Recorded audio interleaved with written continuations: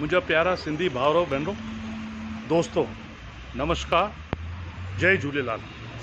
दोस्तों अॻे महीने जी 4 खां 7 नवंबर ताईं पूना शहर के पासे स्थित एक रिजॉर्ट पे 27वां सिंधी सम्मेलन प्रस्तावित आहे। हिन खां पहिरीं भारत में जो सम्मेलन थियो वो 2011 में अहमदाबाद में थियो, जंहिंमें पिण उन टाइम जा मुख्यमंत्री श्री नरेंद्र मोदी शामिल थिया। हिन दफ़े ये कार्यक्रम 4 खां 7 नवंबर पूना में रखियो वियो आहे। जो 27वीं सम्मेलन आहे, जो सुहिणा Sindhi and alliance of global Sindhi association के पारां आयोजित किया वियो। मां पंहिंजी पूरी शुभकामना हिन सम्मेलन में ॾियां थो।